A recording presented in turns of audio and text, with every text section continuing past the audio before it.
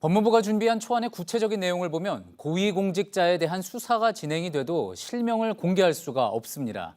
어떤 공직자가 범죄 혐의를 받고 있는지 모를 수 있다는 건데 또 규정을 어기면 법무부 장관이 직접 감찰을 지시할 수 있도록 했습니다.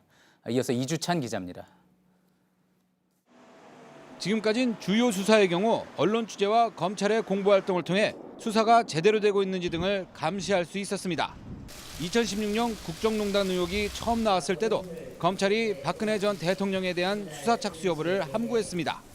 하지만 브리핑을 통해 제대로 수사를 하도록 요구했습니다. 또 고위공직자나 정치인 등에 대한 수사가 진행되면 공적 임무를 판단해 실명을 공개할 수 있었습니다. 하지만 법무부 추진 방안대로 시행이 되면 앞으로 이런 일은 찾아볼 수 없게 됩니다. 공적 가치를 떠나 모든 사건에서 비공개가 원칙이고 기자가 검사에게 사건이 잘 되고 있는지 외압은 없었는지 물어볼 수도 없게 됩니다. 또 수사선상에 오른 공직자가 업무를 수행하기 부적절하더라도 당사자가 스스로 밝히기 전까진 어찌할 수 없습니다. 검찰은 피의자들의 비공개 소환을 위해 노력해야 하고 언론에 시기가 노출되면 다시 일정을 잡아야 합니다. 그동안 고위공직자 등 공적 인물들을 비공개 조사하면 특혜라고 비판해왔지만 새로운 규정 아래선 이런 인사들의 정당한 권리가 됩니다. 언론 보도 역시 오보가 아니라면 확인해주지 않습니다.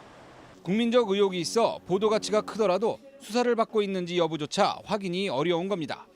이 규정을 어기면 검사와 수사관 모두 법무부 장관 지시에 따라 감찰을 받습니다.